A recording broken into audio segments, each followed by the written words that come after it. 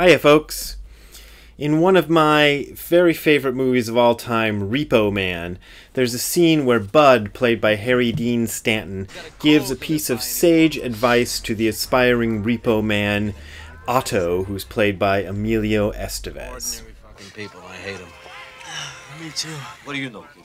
See, an ordinary person spends his life avoiding tense situations. Repo Man spends his life getting into tense situations. Now, this is probably the exact opposite of the advice I would give to somebody who's aspiring to not be a repo man, but be a Zen person who's trying to get into Zen Buddhism. There's this kind of popular misconception that I encounter fairly often, that Zen practice is going to give you some kind of a special superpower so that anytime you go into a tense situation, you'll be calm, cool, and collected. You'll be all Zen about it. You know, you'll just float through without any tension or anything else going on. But that doesn't always happen. I mean, there is a certain ability like that might develop to a certain degree. I've often kind of surprised myself by remaining calm and even in situations where a lot of people were going pretty crazy.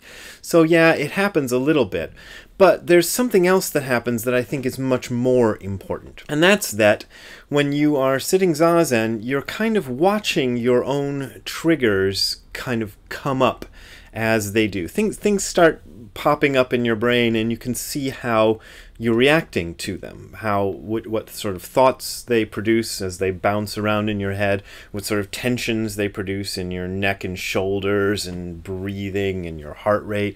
You can watch all that happen in almost slow motion, and you'll start to notice after a while which certain things bring you tension as your subconscious starts to make itself known to your conscious mind. It's a very interesting effect. And if you're smart about it, one of the things that you'll do with this information is you'll learn to not deliberately get yourself into situations that are going to cause you tension.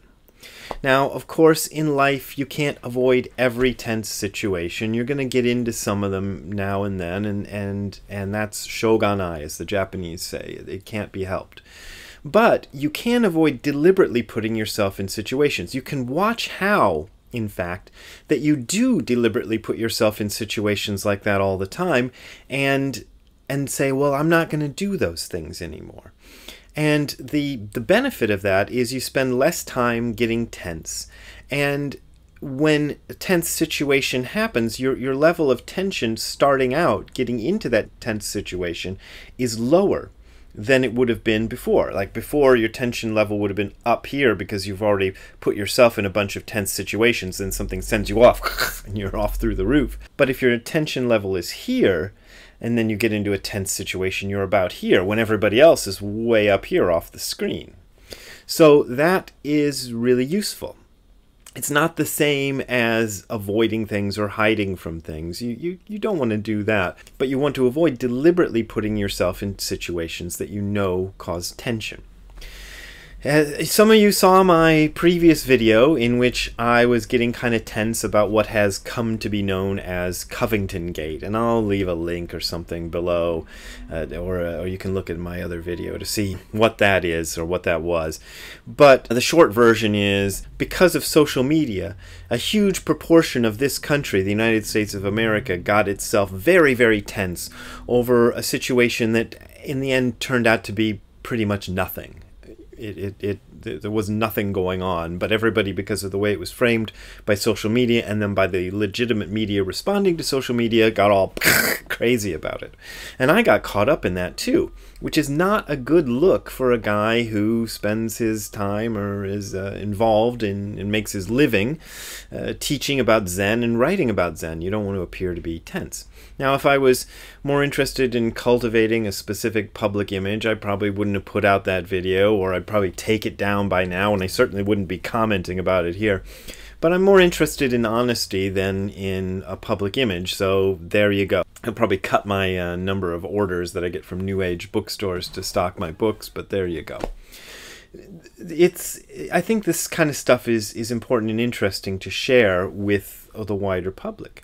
And as I said in my last video, my response to this is I've cut off Twitter and I've cut off Facebook. I'm using them as promotional tools, I guess you could say. I'll put a link to this video on Twitter and Facebook, and maybe that's how you're seeing it right now.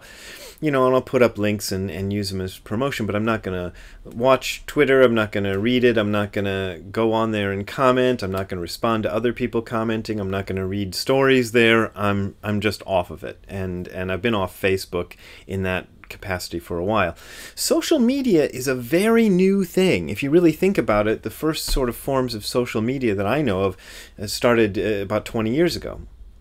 No, I think that's when Facebook started, and some of these other things.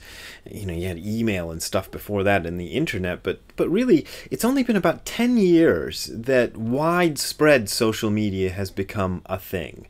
Yeah, 2009 or so. Yeah, I mean, I was hardly using any of that stuff back then. I think I first got on Twitter in 2009, as a matter of fact. So this is a new thing. Nobody knows its power. Nobody is ready for this. Not even millennials or whatever they're calling the post-millennials, the little kids. You know, you think they're so savvy. Not even those kids are savvy to what social media is all about. We don't know what sort of weird genie we've unleashed. I think it's addictive. Not obviously physically addictive, but I was addicted to Twitter in a mild way. I was going on there some mornings before I'd even do Zazen. I'd be, you know, I'd pick up my phone because my alarm is on my phone, and I'd look on Twitter and see what was going on there, even before Zazen, which is a terrible thing to do. And just for my advice, kids out there, if you care, I would say if you're going to pursue the path of Zen, social media is one of those things you should look at and maybe either get rid of it or limit your use of it, or watch what you're doing with it, limit your amount of time with it. I think maybe one of these days, once the information is in, we'll start seeing, you know, maybe an Alcoholics Anonymous type of group for social media users and stuff, if there aren't already. I think it's powerful stuff, so you should watch your use of it. At least I'm watching my use of it, so there you go, for whatever my advice is worth. So thank you. Speaking of social media, if you want to support my social media life and my media life and everything else, links to Patreon and PayPal for donations are below. As I said last time, I lost at least one guy due to my Covington Gate comments. I guess he didn't agree with it, and so we'll see how that shakes out. But I really appreciate the rest of you for sticking in there and hanging in there and supporting me, and see you later. Bye.